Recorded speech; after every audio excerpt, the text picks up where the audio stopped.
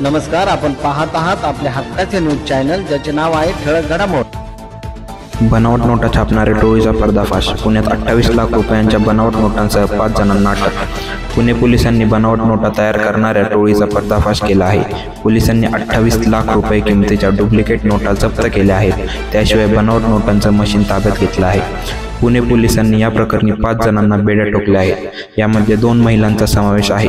बनावट नोटा सापडल्यामुळे पुण्यात नेमकं काय सुरू आहे असा सवाल उपस्थित केला जात आहे। पुण्यात पोलिसांनी मोठा कारवाई करत तब्बल 28,66,100 रुपये किमतीच्या बनावट नोटा पकडल्या आहेत। या प्रकरणी 5 आरोपींना अटक करण्यात आली आहे। आरोपींमध्ये 2 महिलांचाही सहभाग आहे। पोलिसांनी आरोपींकडून एक प्रिंटर मशीन तसेच 500 आणि 200 रुपयांच्या नोटांचे प्रिंटेड गठ्ठे हस्तगत करण्यात आले आहेत।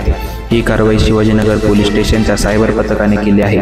मनीषा ठाणेकर, भारती गवंडे, सचिन यमगर, नरेश शेट्टी, प्रभू गुगल चट्टी अशी अटक करण्यात आलेल्या आरोपींची नावे आहेत।